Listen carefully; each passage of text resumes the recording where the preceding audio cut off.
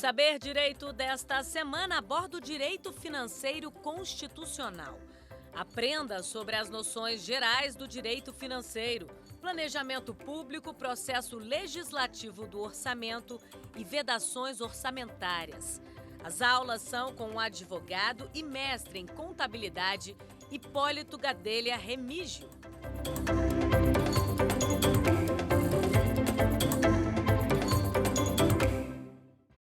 Olá, nós estamos agora iniciando a segunda aula do curso de Direito Financeiro, um curso que se destina a apresentar as normas de direito financeiro que se encontram na Constituição.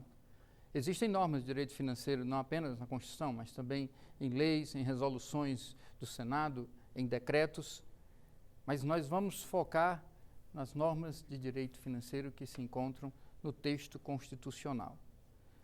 O direito financeiro está narrado na Constituição, inicialmente no artigo 24, que é o artigo que estabelece as competências concorrentes entre a União, os Estados e o Distrito Federal para legislar sobre determinadas matérias. E o inciso 1º do artigo 24 já expõe que são objeto de legislação concorrente o direito tributário e o direito financeiro. O direito financeiro e o tributário têm vários pontos em comum, todavia se diferem significativamente. Enquanto o direito tributário está preocupado com aquilo que se chama de relação jurídico-tributária, ou seja, a relação entre o contribuinte e o Estado fiscalizador e arrecadador, comumente chamado de fisco, né?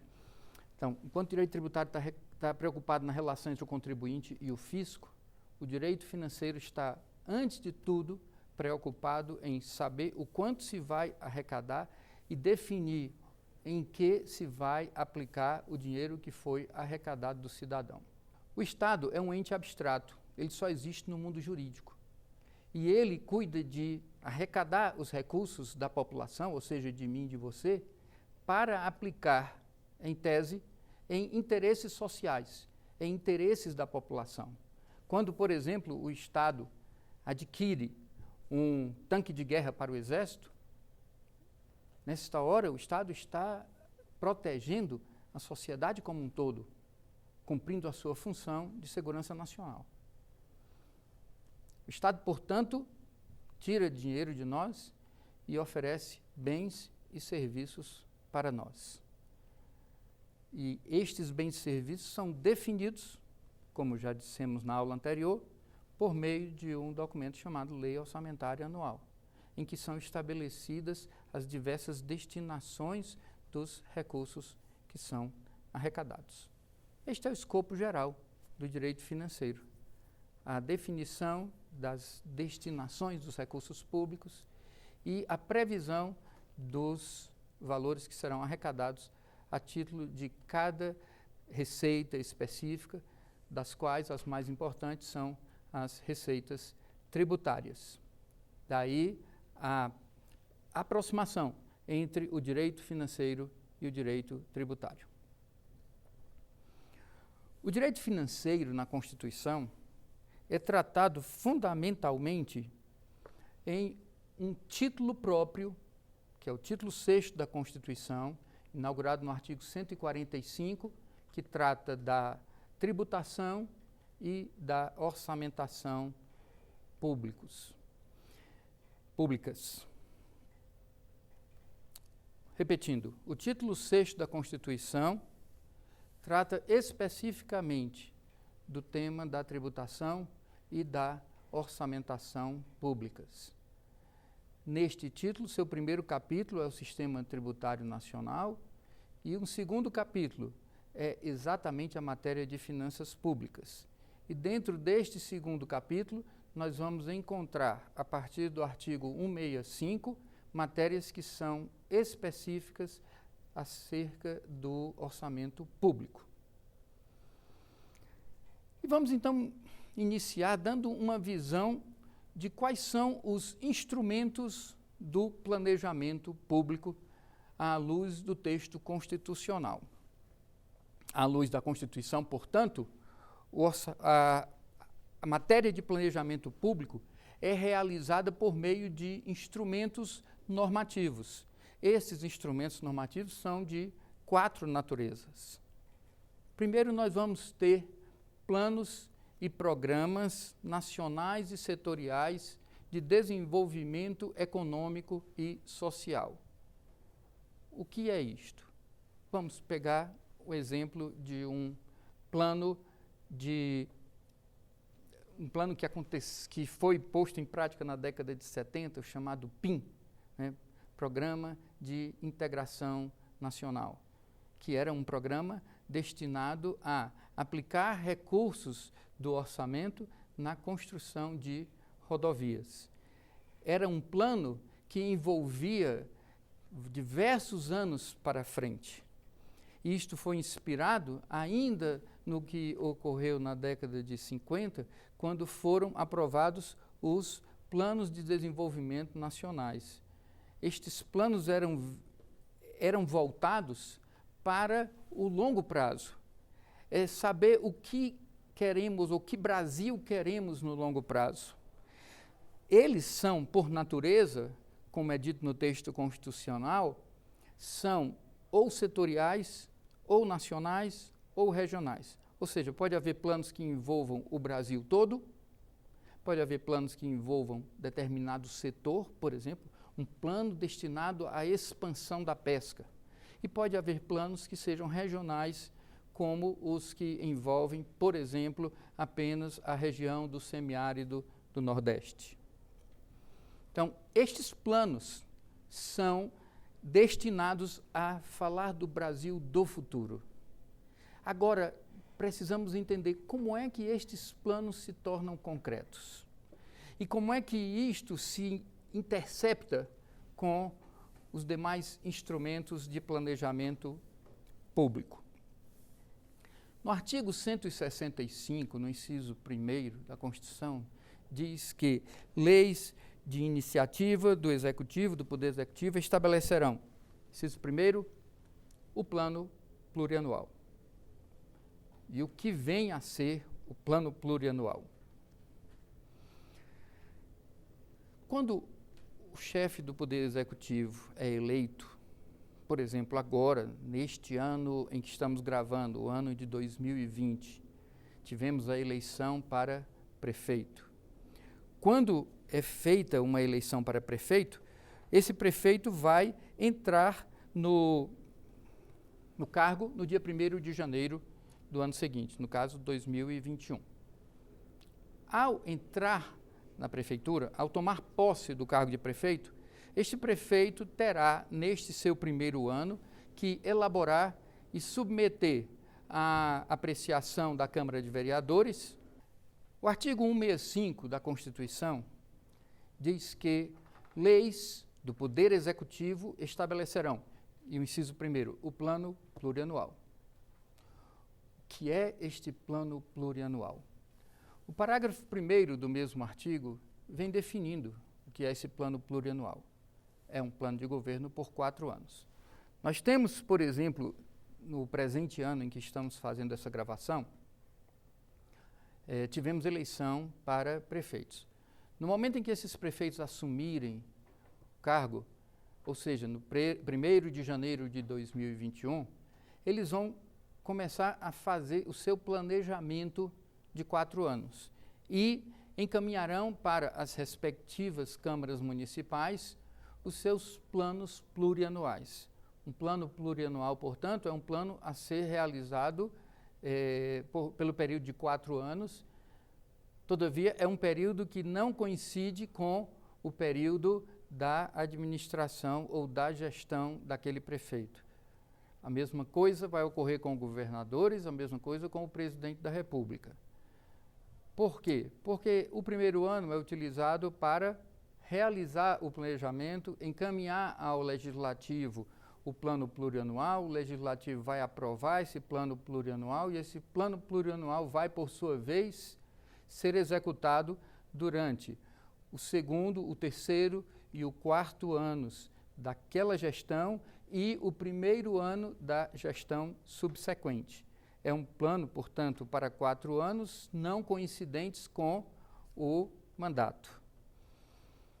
Os 4 anos, então, são com 1 ano de distância do mandato. Ou seja, o prefeito que tomar posse em 1º de janeiro de 2021, em seu primeiro ano de mandato, ele estará executando o plano plurianual do prefeito, que ainda hoje, em 2020, é o prefeito em exercício. Em outras palavras, o plano plurianual toma 4 anos com 1 ano de descompasso com o ano da gestão do Poder Executivo. Agora vamos saber o que é este plano plurianual. E para entendermos o significado ou o conteúdo do que é plano plurianual, precisamos estudar uma diferenciação significativa que existe nas despesas. Assim como no dia a dia de cada um de nós, as despesas públicas são separadas em 2 grandes grupos que refletem os efeitos dessas despesas sobre o patrimônio da pessoa. Vamos pegar a título de exemplo você. Se você toma determinado valor, por exemplo, R$40.000, e adquire um veículo,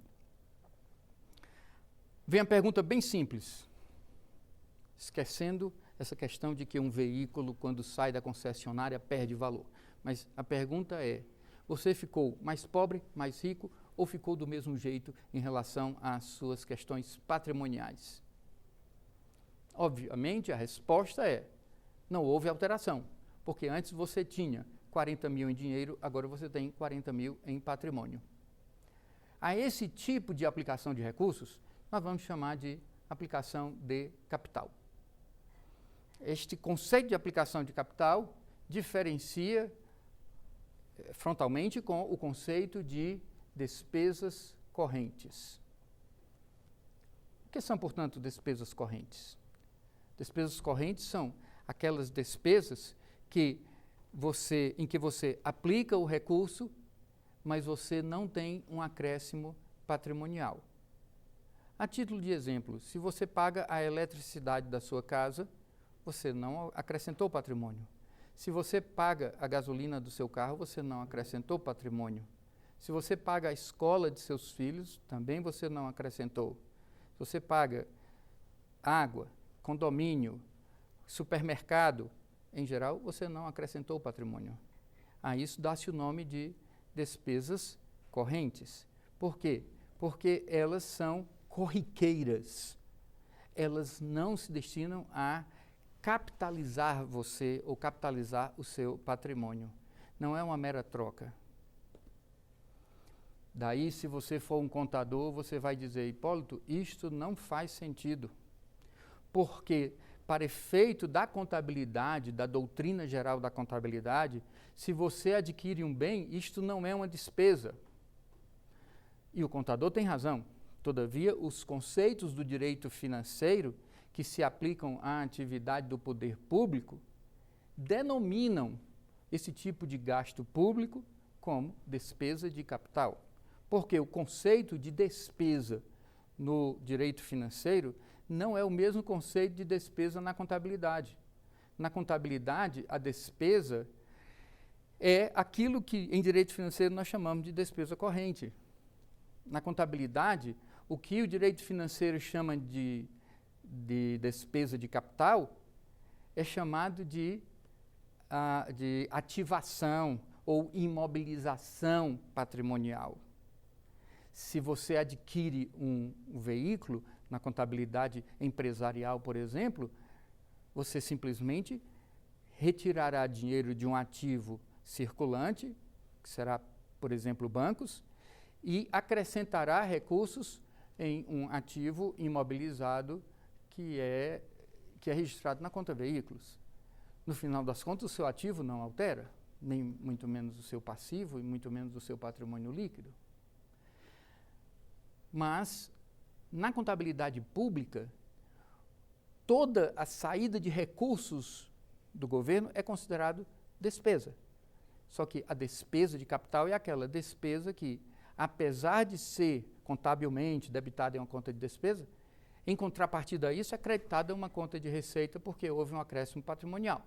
Ou seja, no final das contas, patrimonialmente não vai haver nenhuma diferença, porque vai ficar registrado tanto a saída do dinheiro do que se chama de disponibilidade financeira, como também o acréscimo de valor no ativo da instituição.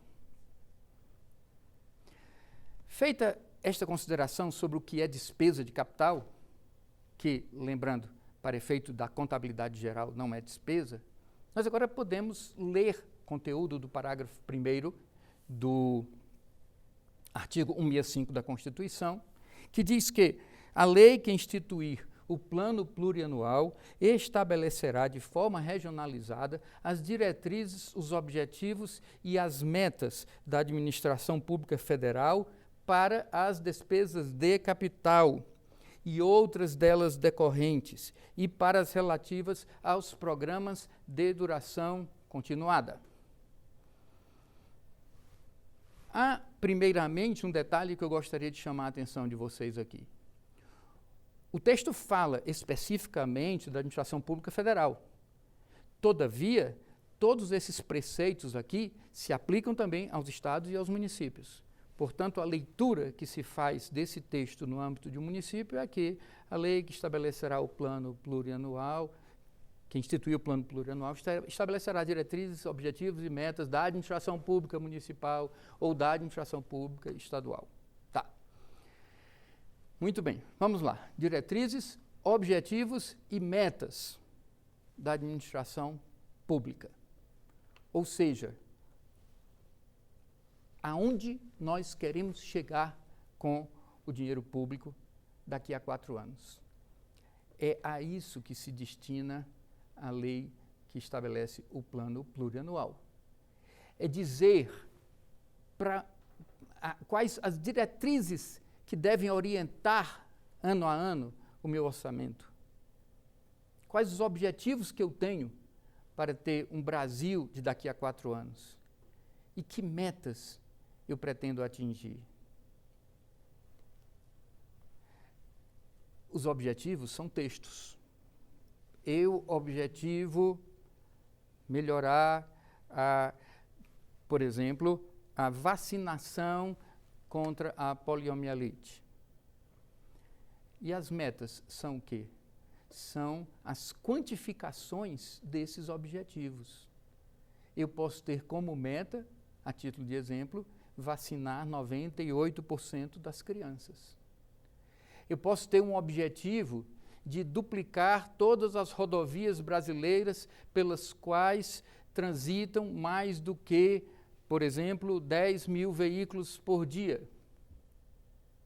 E eu posso estabelecer uma meta dizendo que isso significa que eu vou duplicar, por exemplo, 20 mil quilômetros de rodovias federais.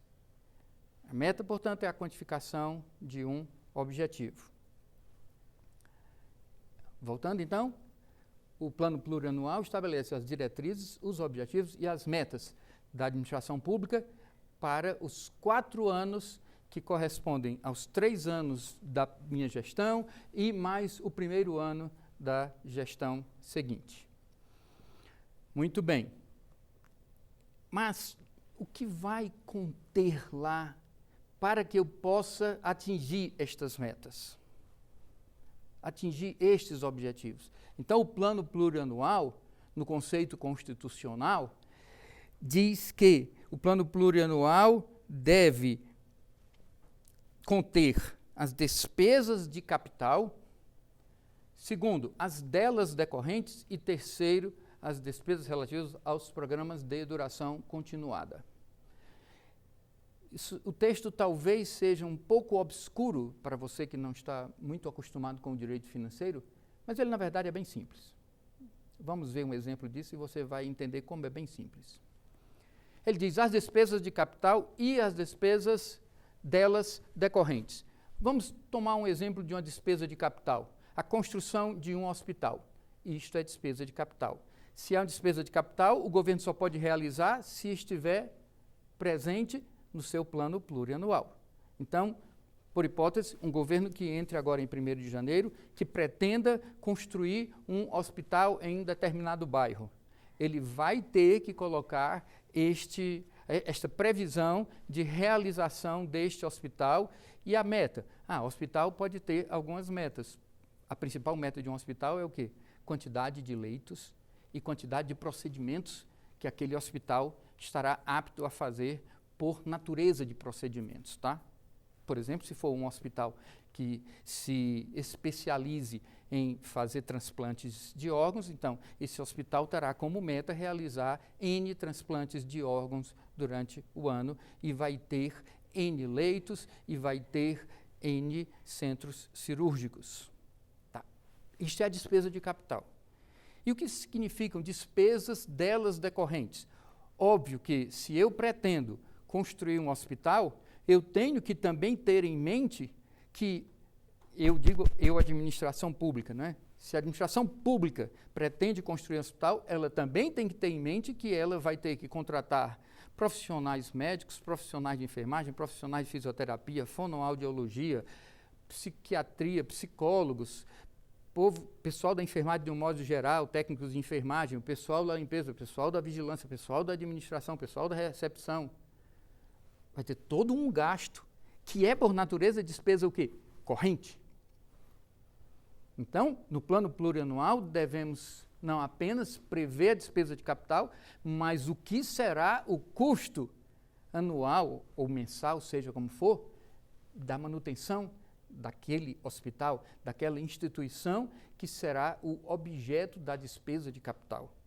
Por quê? Vamos pensar aqui numa hipótese bem simplória. Suponhamos que determinada prefeitura tem por mês uma receita de 10 milhões de reais e uma despesa de 9 milhões.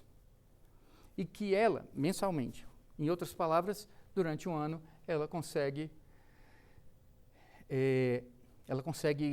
guardar, né, economizar em torno de 12 milhões de reais, ou seja, 1 milhão de reais por mês. Suponhamos que um determinado hospital vá custar, sua construção e sua instalação completa, vai custar 24 milhões de reais.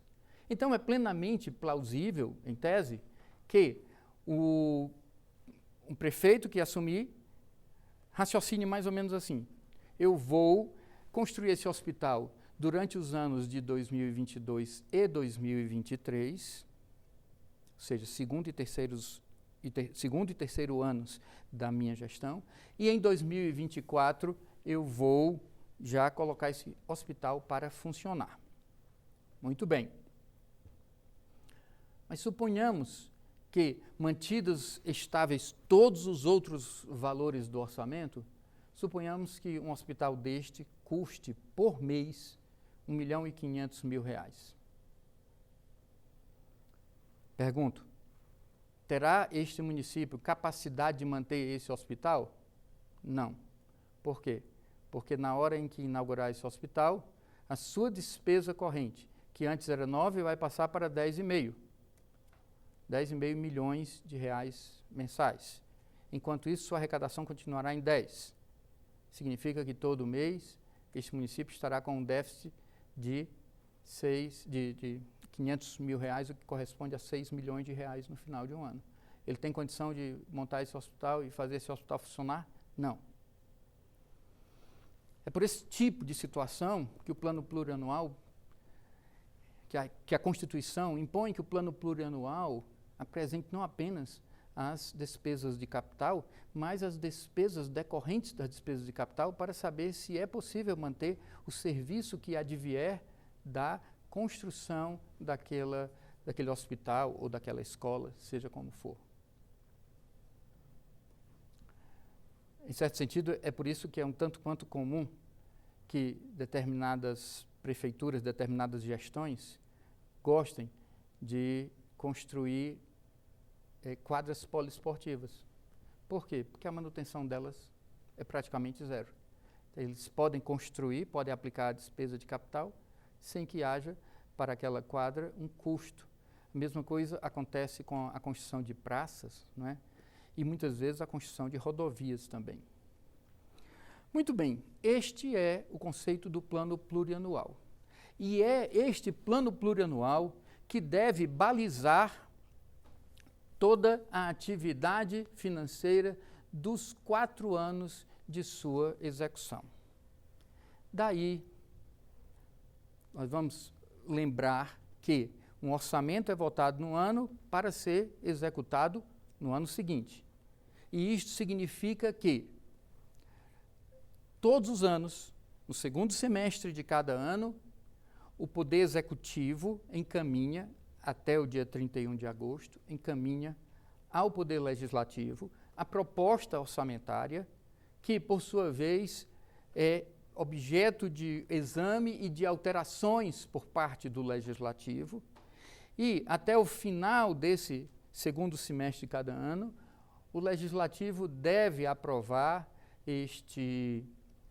esta peça orçamentária, esse projeto de lei orçamentário, remeter ao Poder Executivo com as alterações que o Legislativo tiver realizado, para que o Poder Executivo possa sancionar a, então, lei orçamentária para o ano seguinte.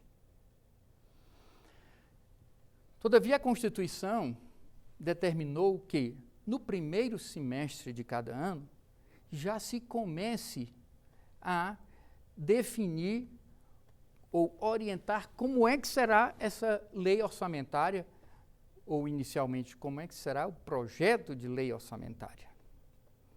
E para isso, a Constituição determina que, até o dia 15 de abril de cada ano, o Poder Executivo encaminhe ao Legislativo um projeto de lei que passou a ser chamado pela Constituição de Projeto de Lei de Diretrizes Orçamentárias, ou LDO. O que é a LDO?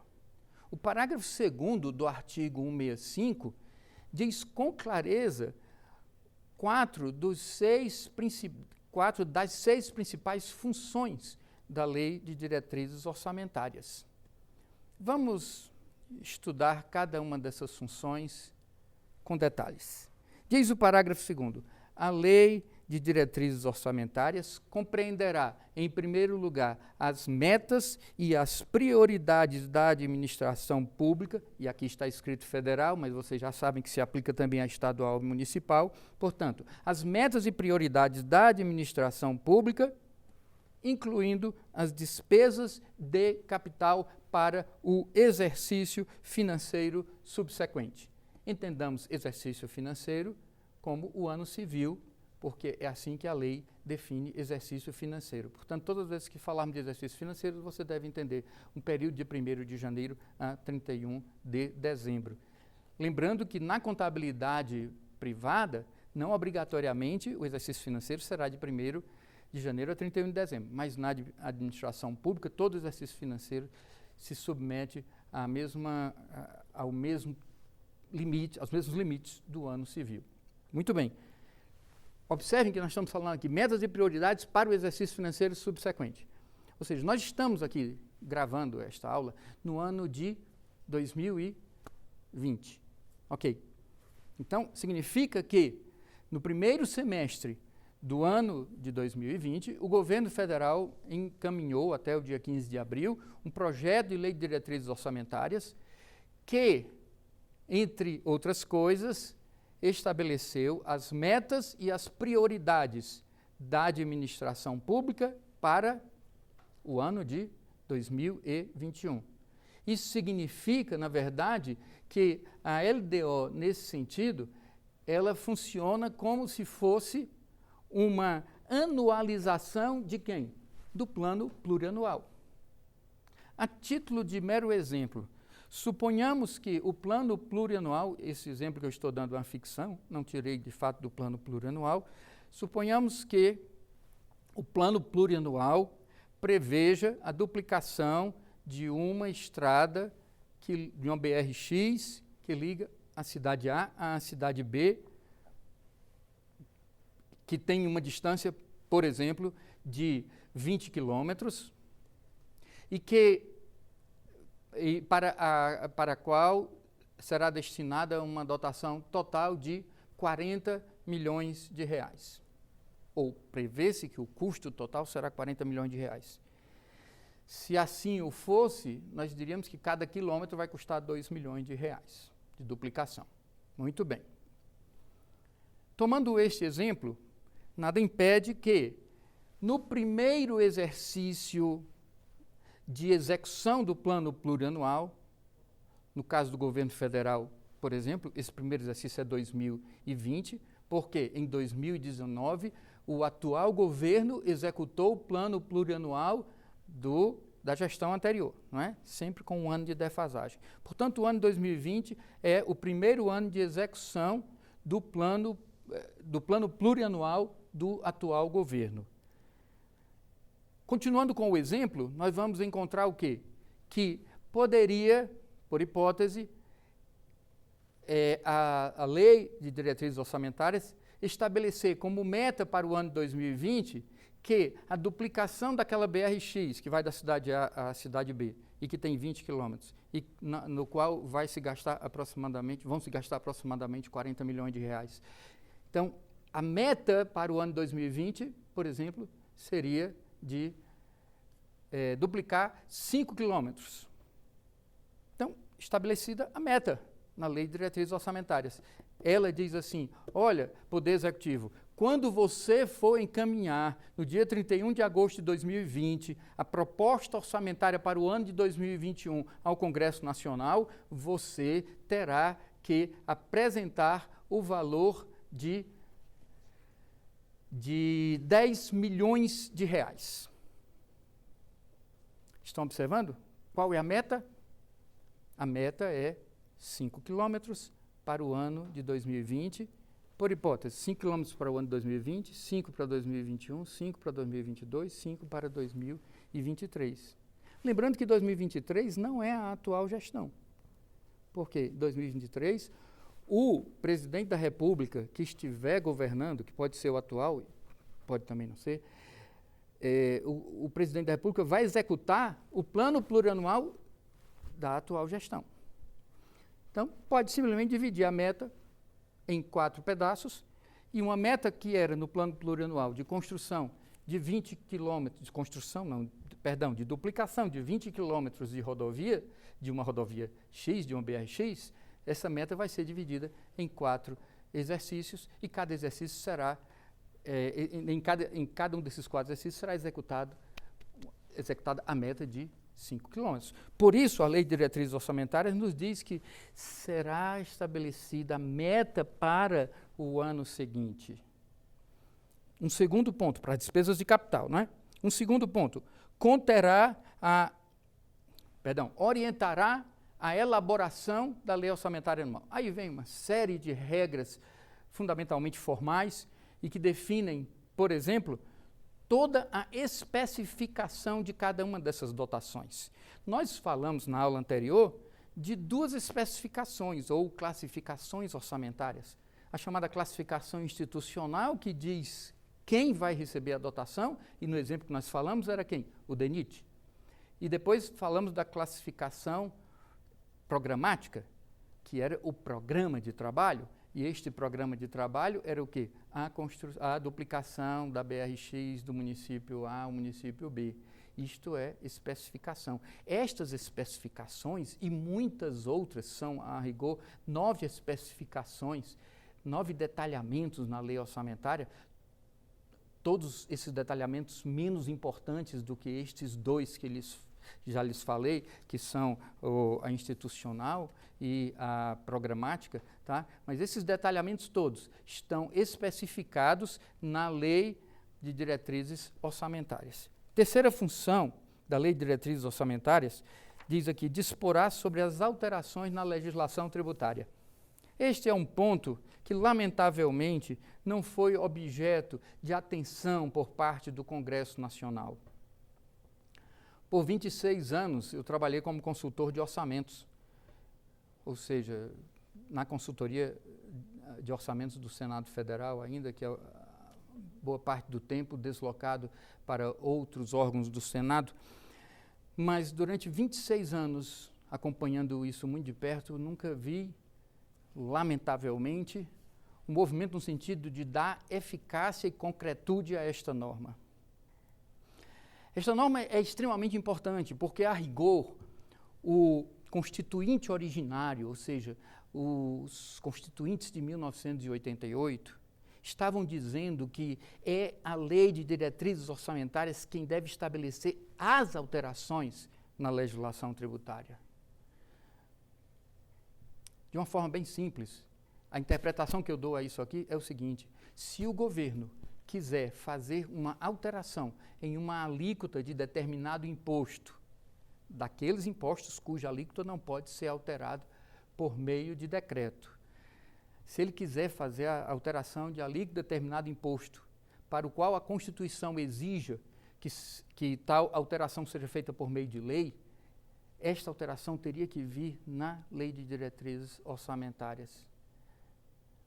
Mas, como eu já disse, infelizmente, estas alterações têm sido feitas fora da Lei de Diretrizes Orçamentárias e as LDOs têm sido utilizadas simplesmente para estabelecer prazos de envios das propostas de alteração na legislação tributária, prazo de envio ao Congresso e ponto final. Elas não têm feito as alterações na legislação tributária. E qual é a relevância disso aqui? Ora, se na LDO se fizerem as alterações na legislação tributária para entrarem em vigor em 1º de janeiro do ano seguinte, automaticamente toda a sociedade terá todo um semestre para se preparar em, por exemplo, suas planilhas de custos e na formulação dos seus orçamentos para o ano seguinte, sabendo que a sociedade terá que pagar um pouco mais de tributo ou uma alíquota um pouco maior de determinado tributo. Isso é essencial para o planejamento privado, mas, infelizmente, nem o Congresso Nacional, nem o Poder Executivo e nem o Poder Judiciário têm feito qualquer movimento no sentido de acatar a interpretação de que as legislações tributárias somente podem ser alteradas no escopo da Lei de Diretrizes Orçamentárias, apesar da determinação constitucional. A quarta função da Lei de Diretrizes Orçamentárias é o estabelecimento da política de aplicação das agências financeiras oficiais de fomento. O Brasil possui algumas agências financeiras oficiais de fomento, das quais as principais são o BNDES, o Banco do Brasil, o Banco do Nordeste e o BASA. E a LDO deveria estabelecer a política de aplicação de recursos dessas agências. Todavia, também nesse sentido, muito pouco tem sido feito, porque é muito comum que se tomem as funções dessas agências, as funções que estão estabelecidas nas leis que criaram essas agências, e simplesmente, ano a ano, se coloca dentro da Lei de Diretrizes Orçamentárias, se repete dentro das LDOs, as funções originais de cada uma dessas agências e fica por isso mesmo. Quando, na verdade, o texto constitucional estava querendo dizer, olha, o Banco do Brasil, você precisa priorizar para o ano seguinte o setor tal, oferecendo taxas menores para determinado setor ou para determinada região. Olha, BNDES, você precisa atingir fundamentalmente agora os microempresários ou as empresas do ramo tal. Por quê? Porque isso seria interessante para a economia nacional. Lamentavelmente, isso também não tem sido feito. E por quê? Porque não são coisas de interesse da política. Primeiro, as agências querem elas próprias definir as suas prioridades. Segundo, não se vê no ambiente político uma grande preocupação com estes objetivos nacionais de natureza econômica. Bom, mas há outras duas funções da Lei de Diretrizes Orçamentárias que são igualmente relevantes, todavia não estão descritas no parágrafo 2º do artigo 165, que são fundamentalmente estabelecimento de normas sobre o que a administração pública deve fazer em determinadas situações em que se ultrapassarem os limites para a despesa de pessoal, isso está descrito no artigo 169 da Constituição, E uma sexta função, que no meu entender é extremamente importante, que é o estabelecimento de limites. Que limites são esses? As propostas orçamentárias, elas são elaboradas pelos diversos órgãos. Aqui, por exemplo, nós estamos no Supremo Tribunal Federal. O Supremo Tribunal Federal, entre os meses de julho e agosto, elaboram as suas propostas, que vamos chamar de propostas parciais, e encaminham estas propostas para o Poder Executivo. A mesma coisa acontece com o STJ, a mesma coisa acontece com os tribunais regionais federais e a Justiça Federal por meio de um órgão chamado Conselho da Justiça Federal. A mesma coisa ocorre, curiosamente, com o Senado e com a Câmara e com o Tribunal de Contas da União. Todos eles encaminham as suas propostas parciais ao Poder Executivo Federal. O Poder Executivo Federal junta todas essas propostas e consolida tudo em um grande documento chamado Projeto de Lei Orçamentária Anual. Esse Projeto de Lei Orçamentária Anual, como dito, é encaminhado pelo Poder Executivo ao Congresso Nacional. Todavia, ele é elaborado por cada um dos órgãos públicos, vamos dizer, de cabeça dentro de cada poder, e cada autarquia e cada fundação pública também. Cada universidade elabora a sua proposta orçamentária. Cada hospital público elabora a sua proposta orçamentária. Cada ministério, cada tribunal elabora a sua proposta orçamentária. Todavia, ao elaborar a proposta, este órgão que estará elaborando a proposta tem que ter um limite. E cabe a quem? À Lei de Diretrizes Orçamentárias definir os parâmetros para o estabelecimento desses limites, e essa é uma das funções mais importantes da Lei de Diretrizes Orçamentárias. E, por fim, o nosso quarto instrumento de planejamento, nós já falamos dos planos e programas nacionais, regionais e setoriais de desenvolvimento econômico e social, falamos do PPA e falamos da LDO. Por fim, vamos falar agora da Lei Orçamentária Anual. Diz o parágrafo 5º do artigo 165 que a Lei Orçamentária Anual compreenderá 3 orçamentos. Um orçamento que vamos chamar de orçamento fiscal, um segundo orçamento que é o orçamento da Seguridade e um terceiro orçamento que é o orçamento das empresas estatais. A ordem não é exatamente essa, mas vocês vão entender por que que eu mudo essa ordem. Porque, na verdade, o orçamento fiscal e o orçamento da Seguridade são orçamentos dos entes públicos, que são pessoas jurídicas de direito público. Ao passo que o orçamento de investimento das estatais, na verdade, é apenas de direito de instituições que são de direito privado, apesar da maioria ou a totalidade do capital com direito a voto pertencer ao poder público. E aqui nós vamos encontrar fundamentalmente 2 tipos de estatais. As estatais chamadas empresas públicas, como a Caixa Econômica, as estatais chamadas sociedades de economia mista, como o Banco do Brasil. Observem que esse orçamento recebe o nome de orçamento de investimento das empresas estatais. E quando nós falamos de investimento, nós estamos falando de quê? De despesas de capital que se destinam à ampliação de serviços. Então, quando um banco, como o Banco do Brasil, pretende, por hipótese, abrir mais 100 agências, isso é o conteúdo do seu orçamento de investimento das estatais. A mesma coisa acontece com a Caixa Econômica. Quando, por exemplo, a Petrobras pretende construir novas plataformas para exploração de petróleo, isso tem que compor também o quê? O orçamento de investimento das estatais. Observe que, quando se trata de estatais, a lei orçamentária não contém, portanto, o orçamento das despesas correntes, as despesas do dia a dia dessas estatais. Há, todavia, uma exceção a isso. Existem estatais que, apesar de receberem o nome de estatais, portanto, apesar de serem pessoas jurídicas de direito privado com o controle do capital pelo poder público, há estatais que, apesar disto, são instituições que dependem, na sua maior parte, ou às vezes unicamente, do poder público. Essas estatais, que são chamadas na Lei de Responsabilidade Fiscal de estatais dependentes, têm o seu orçamento não dentro do orçamento de investimento das estatais, mas elas são tratadas como órgãos públicos dentro dos orçamentos fiscal e da Seguridade Social. Portanto, agora vamos tratar do que é orçamento fiscal e da Seguridade Social.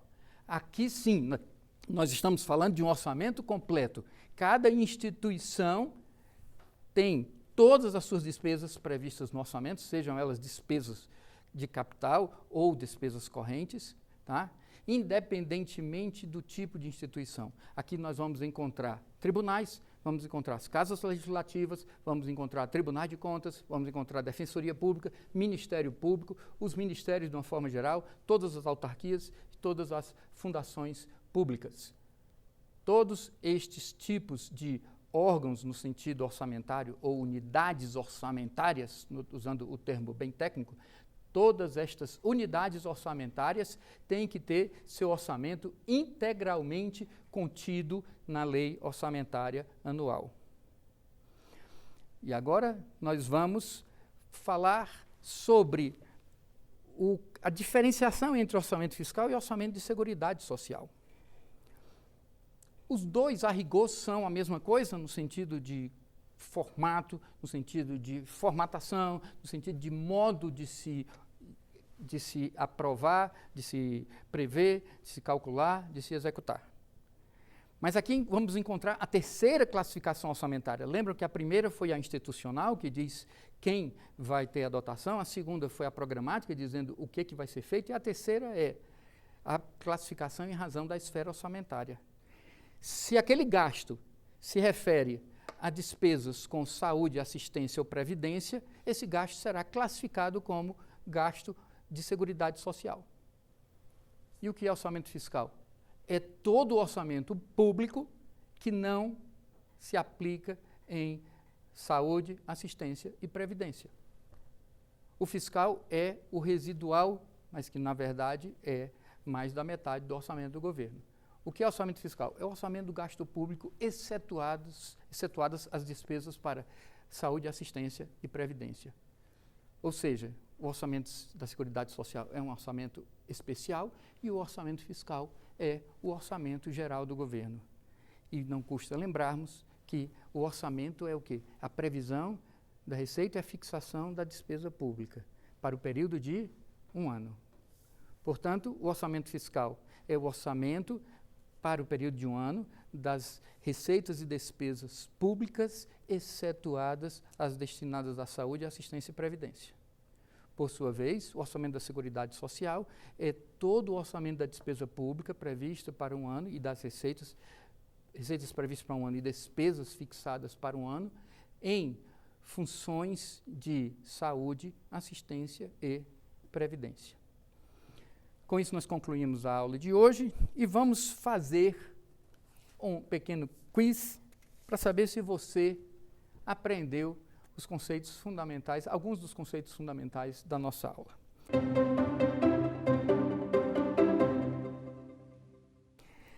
A primeira pergunta é: o PPA se aplica a um período de letra A, 1 ano, letra B, 2 anos, letra C, 3 anos, letra D, 4 anos.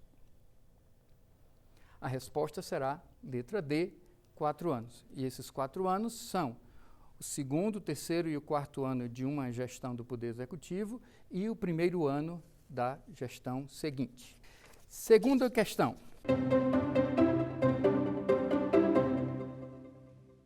Não é função da LDO estabelecer, não é função.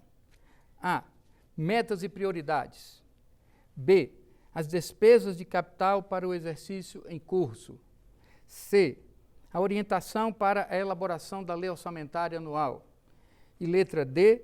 A política de aplicação das agências financeiras oficiais de fomento. E a resposta certa é a letra B. Por quê? Porque aqui está dito as despesas de capital para o exercício em curso. Isso não se aplica à LDO, porque a LDO apresenta as metas e prioridades relativas às despesas de capital para o exercício financeiro seguinte, não para o exercício em curso em que ela é elaborada. Vamos à terceira pergunta? Qual dos orçamentos abaixo não compõe a lei orçamentária anual? Letra A, o orçamento monetário. Letra B, o orçamento fiscal. Letra C, o orçamento da Seguridade Social. E letra D, o orçamento de investimento das estatais? A resposta correta é letra A, orçamento monetário. E por quê? Porque não há previsão constitucional de que o orçamento monetário tenha que compor a lei orçamentária anual. A lei orçamentária anual, em conformidade com o parágrafo 5º do artigo 165 da Constituição, é composta apenas de orçamento fiscal, orçamento de investimento das estatais e orçamento da Seguridade Social. Finalizando, nossa aula de hoje trouxe os conceitos sobre o sistema de planejamento público, que envolve 4 instrumentos: os planos nacionais, regionais e setoriais de desenvolvimento econômico e social, que se estendem por um longo prazo e que esperam ou demonstram que se espera do Brasil em vários anos, relativamente ou àquele setor ou àquela região. Falamos também do plano plurianual, que traz o planejamento das despesas de capital e as delas decorrentes para o período de 4 anos, que são os 3 anos do mandato do Poder Executivo e mais o primeiro ano do mandato do governante seguinte.